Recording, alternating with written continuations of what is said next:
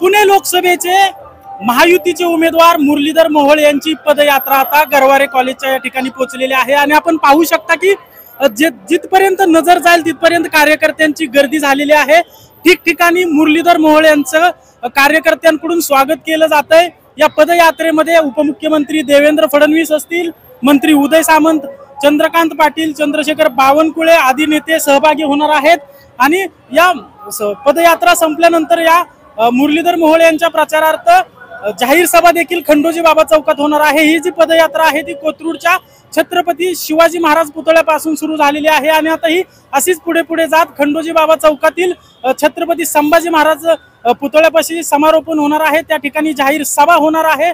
उपमुख्यमंत्री देवेंद्र फडणवीस, उपमुख्यमंत्री अजित पवार त्या ठिकाणी कार्यकर्त्यांना मार्गदर्शन करणार आहेत। माझ्यासोबत या ठिकाणी आपण पाहू शकतो काही कार्यकर्ते आहेत जे या पदयात्रेत सहभागी झालेले आहेत आणि मुरलीधर मोहोळ यांचा प्रचार देखील ते करत आहेत।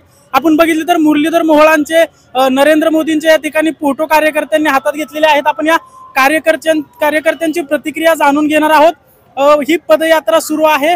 किती या पदयात्रेत कार्यकर्ते आणि पदाधिकारी सहभागी झालेले आहेत? अंदाजे 1 लाखाच्या पुढे कार्यकर्ते पदाधिकारी सहभागी झालेले आहेत। इथं मुरल्यांना विजयी करण्यासाठी सगळे स्वयंपूर्ण कार्यकर्ते आलेले आहेत। त्यांना कुठे पैसे देऊन बोलवलं नाही, काय नाही, स्वतःहून आलेले कार्यकर्ते या ठिकाणी आहेत सगळे। नक्कीच मुरलीधर मोहोळांच्या विरोधात रवींद्र दंगेकर आहेत, ते देखील ताकदीचे उमेदवार आहेत असं सांगितलं जातंय। ही टफ फाईट होईल असं देखील सांगितलं जातंय। नमस्ते, मी हवेली तालुका भारतीय जनता पार्टी युवा मोर्चा अध्यक्ष अनिल दिलीप सातव पाटील। तुम्ही विचारल्याप्रमाणे अशा प्रकारचं कुठलंही समीकरण या ठिकाणी वाटत नाही। जवळपास आज पुण्यात तुम्ही रस्त्यावर पाहिले तर 1 लाखापेक्षा अधिक जनता मुरली अण्णांच्या प्रचारासाठी स्वतः रस्ते उतरलेले। आमच्या वाघोली, लोहगाव, खराडी, चंदनगर, वडगाव, शिरी या परिसरातून आमचं जवळपास 1000 पेक्षा अधिक मित्र परिवार, 300 पेक्षा अधिक 4 व्हीलर आणि संपूर्ण पुण्यातून जवळपास लाखापेक्षा अधिक जनता। त्याच्यामुळे हे समीकरण अजिबात काही वाटत नाही। ही वन वे फाईट आहे आणि मोदीजींच्या जे अबकी बार 400 पारचा नारा आहे त्याच्यात मुरली अण्णांचं एकमत तर आजच निश्चित झालेलं आहे। नक्कीच मुरली अण्णांचं एकमत निश्चित झालेलं आहे असं सांगण्यात येतंय।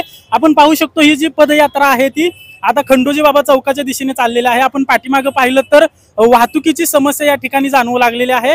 पुणे पोलिसांकडून या पदयात्रेसाठी तगडा बंदोबस्त देण्यात आलेला आहे। कुठेही वाहतुकीची समस्या जाणवू नये यासाठी पुणे पोलिसांकडून प्रयत्न देखील केला जातोय, परंतु मोठ्या संख्येने कार्यकर्ते या पदयात्रेत सहभागी झाल्यामुळे काही प्रमाणात या ठिकाणी वाहतूक समस्या जाणवते। महिला कार्यकर्त्या देखील आपण पाहू शकतो या ठिकाणी या पदयात्रेत मोठ्या प्रमाणात सहभागी झालेले आहेत।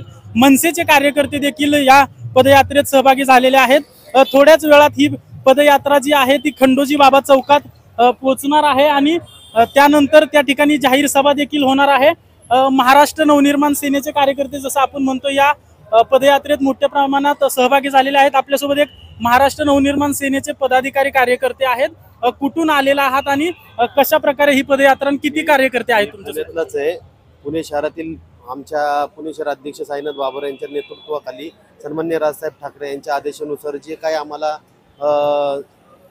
मोदींना पाठिंबा देण्यासाठी जे सांगितलेलं आहे आम्ही ताकदीने उतरलेलो आहे। मुरली अण्णांबरोबर आहोत आम्ही आणि असणार। नक्कीच मुरलीधर अण्णा मोहोळांसोबत आम्ही आहोत आणि असणार असं सांगितलं जातंय। खरं तर उन्हाचा पारा चढतोय। पुण्यात काही गेल्या दिवसापासून 41 अंशापर्यंत तापमान वाढत आहे आणि या उन्हाच्या तडाख्यात देखील मोठ्या प्रमाणात या पदयात्रेत कार्यकर्ते सहभागी झाल्याचं दिसतंय। यानंतर आता उपमुख्यमंत्री अजित पवार, उपमुख्यमंत्री देवेंद्र फडणवीस, रामदास आठवले, मंत्री उदय सामंत यांच्या उपस्थितीत महायुतीची जाहीर सभा होणार आहे। या सभेवर देखील आपलं लक्ष असणार आहे। अजिंक्य धायगुडे, जय महाराष्ट्र न्यूज, पुणे।